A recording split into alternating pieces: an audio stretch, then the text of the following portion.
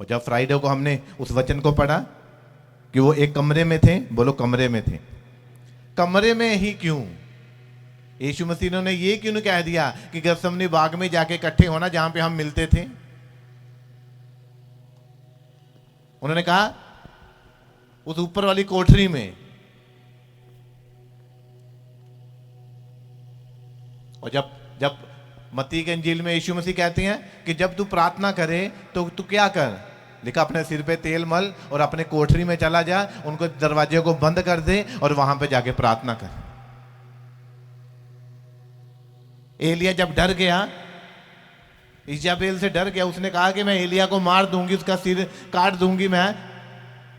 उसने कसम खा ली, एलिया डर गया, तो परमेश्वर ने उसको कहा जाके गुफा में छुप जा। जाके वो गुफा में छुप गया जाके, क्योंकि बंद कमरे का एक महत्व है, पहाड़ में प्रार्थना करने का एक महत्व है। हर जगह पर प्रार्थना अलग अलग तरीके से है और उसका महत्व है।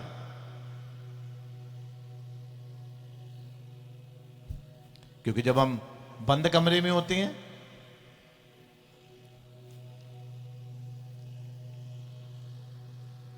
तो एक प्रेशर बनता है। बोलो पड़ोसी से, कहते दरवाजा सारे बंद कर दे, खिड़कियां भी बंद कर दे, और जैसा तेरा स्वर्गीय पिता तू गुप्त में रहेगा उसके साथ, तो वो गुप्त में तुझे तेरी प्रार्थनाओं का प्रतिफल देगा। और उनको कहा कि तुम वहां पर, क्या वहां पे शोर शराबा नहीं था? बहुत शोर शराबा था। दुनिया के कोने कोने से लोग और उस पर्व को मनाने के लिए आए हुए थे, मगर उनका अलग ही एक पर्व था, वो कमरे के अंदर था। अगर आप एक कमरे में रहना पसंद नहीं करोगे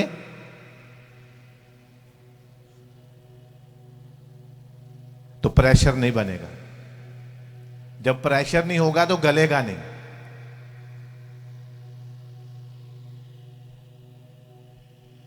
हालेलुया। और जब एक कमरे में होते हैं तो एक प्रेशर बनता है, प्रेशर। लिखा जैसे पेंतिकुस्त वाले दिन वो एक कमरे में थे, तो लिखा पहले सनसनाहट हुई, बड़ी आंधी की सी। ऐसा लग रहा था बड़ी आंधी आ रही है, ऐसा लग रहा बड़ा तूफान आने वाला है। वो प्रेशर बना वहां पर, प्रेशर। तो केवल उन्हीं लोगों के ऊपर उतरा और बाकी लोग देख रहे थे। वो कह रहे थे कि ये तो गैर भाषा बोल रहे हैं, पता नहीं कौन कौन सी भाषा बोल रही हैं। वो एक प्रेशर था, प्रेशर। अगर आप प्रेशर के नीचे हो तो आप चलोगे। आमीन। तो वो कमरा एक निशानी था कि हमारा एक प्रेयर रूम होना चाहिए। हमें प्रार्थना के लिए कहीं दूर जाना चाहिए, कहीं जाके किराए पे कमरा लेना चाहिए, होटल लेना चाहिए और वहां पे प्रार्थना करनी चाहिए 2 दिन, 3 दिन, 1 दिन, 24 घंटे, ताकि परमेश्वर के साथ एक प्रेशर बन सके। आमीन। अगर आपकी प्रार्थना करने की जगह छुपने की है कि जो परम प्रधान के छाए हुए स्थान में बैठा रहे, वह सर्वशक्तिमान की छाया में, वहां पे एक छाया है, वो कवर करती है आपको। आज बहुत सारे लोगों के ऊपर बहुत से साए हैं, उनको कोई साया दिखता है, कभी कोई साया दिखता है, मगर जब हम बाइबल को पढ़ते हैं, लिखा जो परम प्रधान के छाए हुए स्थान में बैठा रहे, वह सर्वशक्तिमान की छाया में ठिकाना पाएगा। इसीलिए आज लोग ठिकाना नहीं पाते, क्योंकि साए बहुत है उनके साथ। पता नहीं कौन कौन सा साए, जैसे लोगों से मिलते हैं वो, जैसी संगति हैं उनकी, वैसे साए उनके साथ हैं। और आपकी संगति मैं चाहता हूं कि उन लोगों के साथ हो जो आत्मिक लोग हैं, जो बंद कमरे में प्रार्थना करने में इंटरेस्टेड है।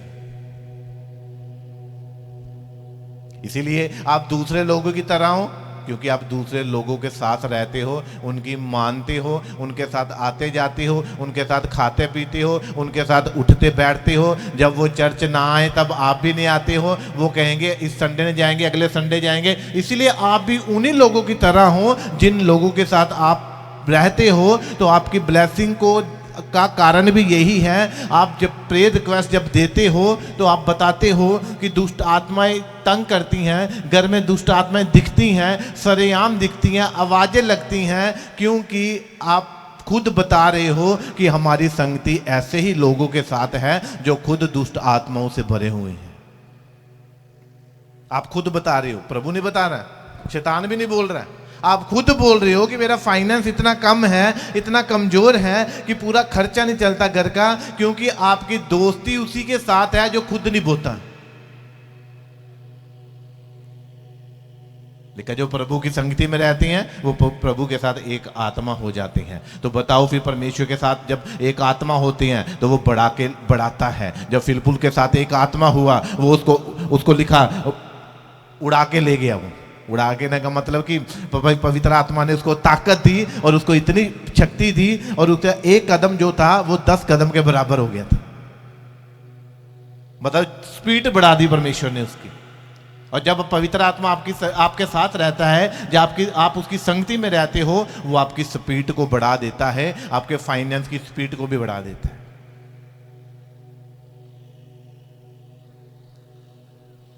इसलिए उन चेलों ने सोचा कि हम तो भाग गए थे, हम तो छोड़ गए थे, अब हम उसकी आज्ञा को मानेंगे और हम पश्चाताप करेंगे और बंद कमरे में रहेंगे। और उनको ये नहीं पता था कितने दिन तक वो रहेंगे, ये नहीं बोला था यीशु मसीह ने।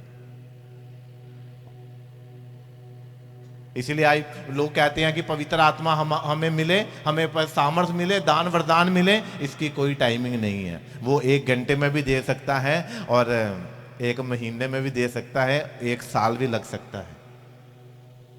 ये आपकी प्यास पर है कि आप किस पश्चातापी मन के साथ बैठे हो उसकी हजूरी में, किस पश्चातापी मन को लेकर उसके पास बैठे हो, ये आपके मन पे डिपेंड करता है। आप कितनी जल्दी ले लेते हो।